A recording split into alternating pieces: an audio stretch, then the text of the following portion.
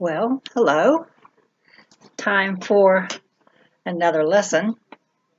And I was thinking there's been some things that have come up over the past few months that keep reminding me of something I taught a long time ago. The name of it is Komara, Komara,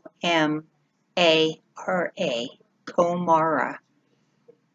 And you probably have not ever heard of this before because it came to me in a dream. Um, but it's an important aspect of what's going on in life right now, and it has to do with spiritual knowledge or spiritual understanding or being woke, as they say now, being awake to spirituality. And I just will tell you the dream, and then we'll kind of expand from that. This was probably 18, 19 years ago. And I woke up from this dream. It was very vivid, but it didn't really make a lot of sense at the time. It was a man who had crouched down. He was bent at the knees and bent at the hips, just way, way down, and he had his arms wrapped around his legs real tight. It was like he was trying to compact himself into the smallest package that he could. And all of a sudden he sprang up and flew his arms out and his hands out and his legs out, and he just opened up really, really fast like this. And as he did that, I could see all of these pieces of him flinging out. It's like he came apart like a jigsaw puzzle. And you know how on a television sometimes the picture doesn't come together right and you see little bits and pieces of it that are stuck. That's kind of what was going on, but they were just flung way out. And then I saw everything fly back together again, and there he was. But not all of the pieces came back. And so I woke up and I started questioning Spirit to let me know what this was all about because I felt like it was an important thing. And they said, this is the danger of Komara. And I had no idea what Komara was. And I don't believe that anybody else had ever talked about it in this fashion. But they explained that this is when someone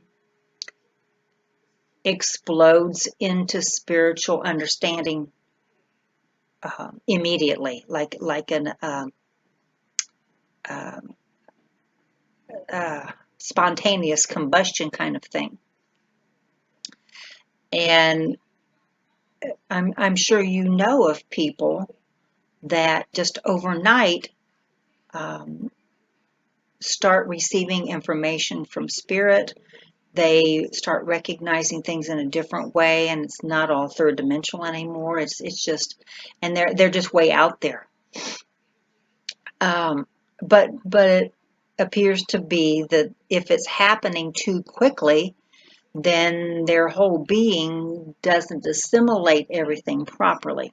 So it's like they're jumping out into the ethers very, very quickly and expanding out. And when everything settles, all those pieces, all those bits of themselves don't reintegrate. Some of them are still left out in the ethers, or they may be brought back into the body and the aura and the energy system, and they come back upside down, inside out, in the wrong places, and so they're very confused and can't deal with life. and they know something's not right, but they can't figure out what it is. And they're not grounded in any way. They're just kind of like floating in between. I call them untethered beings. They're floating out without, a ribbon or a string to hold them onto the earth. They're just out. And quite often people will talk about them being out of body. It can happen when you're doing some type of out-of-body experiences. Sometimes at night when we do astral traveling, sometimes when we don't recognize that we're going to do that and we're just out gallivanting around in spirit world, in the ethers, and you've had that experience where you jump back into the body very quickly because there was a sound in the room and the phone rang, or you just got back in the body too quickly. It's that kind of disoriented feeling, but much more than that. And on an ongoing basis, not being able to just get back to who you are and integrate those pieces that you brought with you into the package. So this is what they called the dangers of Komara. It's expanding too quickly and not coming back completely to be fully integrated. And so that's why it's so important for people to learn about spirituality, to learn about mediumship, to learn about kundalini, chakra energies, and all of those things layer after layer, bit after bit on a regular basis, but not quickly. Even if you know some people that are just so gung-ho excited about, oh, I finally found what I want, I'm going to be a medium, I'm going to be a psychic, and they just jump into it too quickly, they get that danger of Komara. And so it's important to allow people and ourselves to go slowly into this. And mediumship, for one, as you know, is always expanding. You're always working at getting better or finer or stronger or deeper. It's not just overnight like that. You know it doesn't just happen like that. Although I know some people do. I mean, there are occasions where there are accidents that happen, or someone gets deathly ill and have real high fever, and that type of thing, and then all of a sudden they're turned on, and it takes a while for them to recognize all of this chatter that's going on, all of these beings that are in their presence now that didn't used to be there. So it takes a while to assimilate and get into the context of what's going on. So that's an important aspect to think about in these days, because I see this happening a lot in a different way than what was explained to me this 18, 20 years ago. I see people that are taking drugs and they're going out of body and they don't know how to get back in. I mean, they function as a human being, but if you're around them, you can recognize that maybe they're just that far from moving fully back into their body. It's like their spirit is just kind of shifted partially out. And I even talked to one person that I knew that had just OD'd and had a really bad experience. It was not a death type situation, but it was where they lost full control of their capacity, their facilities, their thinking process, and just went stark raving mad for a while. And when they were in the hospital situation, I was with there talking to them, and I could tell that the body was just shifted part way out. And this was somebody that had been raised in the spiritualist church and in their younger years. And I could say to them, you know, you're not fully in the body right now. You have to consciously pull yourself back. You have to always, constantly work at bringing yourself back and attaching your spirit to your body again. Because as it is right now, you're not going to be able to have full control of yourself. And it took a while, but that person finally did get everything back together again. But it was a really scary situation to see that and to recognize that it happens this way in drug abuse.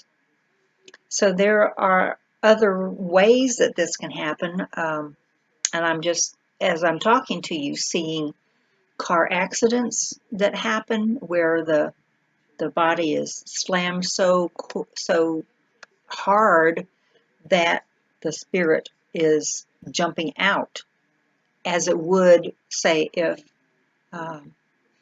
in the movie Ghost, you know, when Patrick Swayze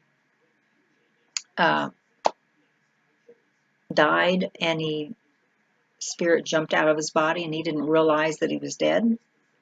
It was an accident. An accident can happen like that, a car accident or any other kind of like industrial accident, where the spirit just jumps out, and the physical body's not dead, but the two are not cohabiting the same space at the time. So there are a lot of these situations going on now because of the climate of our society, because of the stress and the strain that people are going through.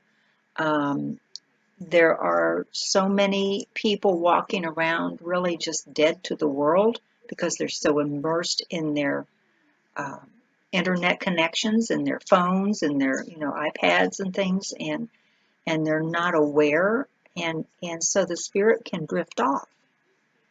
We have to constantly be aware and keep, as they say, quote unquote, keep ourselves together. So I want you to be aware of this. I'm sure that you know it on one level or another of what I'm talking about. You may have witnessed it, but evidently it's important for you to be much more cognizant of it now, because when we can be aware of what's going on with people that we work with and people that we're associated with, then we can help them. We can be of assistance. And I'm not saying you have to tell somebody you got to get back in your body like I did this one time, but because not everybody's going to be open to that. But you can say things to people that helps them stay grounded. You can do different things for them that will help them integrate back into their body again. Or to help them on their way of understanding spirituality and metaphysics and mediumship, and help them move step by step instead of just overnight. I knew someone many years ago in the church that had been studying chakras and the Kundalini energy by herself. She wasn't in a class. She wasn't any tutelage involved, or she didn't have a mentor or a teacher. And she was studying and getting excited about it and constantly meditating and trying to attain this Kundalini. And all of a sudden, when she was not even trying to do it, it happened so very quickly, and it actually knocked her on the ground. And it took her a while to get herself together and call somebody in the know to help her. Unfortunately, that person told her, "Don't ever do that again," and didn't try to explain to her what happened, but just kind of reprimanded her. But So, it's important, I guess, now that we are opening to a point in society with our gifts. We have to be of service. We have to be ready for those things. And the more we can teach a little bit in our friendships, um, be teachers just in everyday experiences by the things we say and the things we do. We can be the biggest role models by uh, doing appropriately in our lives, because there are people always watching and learning from us one way or another. They either learn the wrong way or the right way. And some people learn how they want to be, and some people learn how they don't want to be by our actions. So right now we're being mentors, we're being models, role models for a lot of people, um, not by necessarily being mediums or psychics, but by doing our spiritual work, by just doing our spiritual work. It's not something we open a book on Saturday morning and say a few lines and sit with a candle and then we're done for the week. It's something that we incorporate into our lives every day, every minute, every second of our lives. And we become empowered that way, but we also become powerful for other people to learn from. So I want to encourage you to spend some time uh, thinking about this. You may start to recognize that there are experiences that you've had that, or people that you've known that may have gone through this situation in one way or another.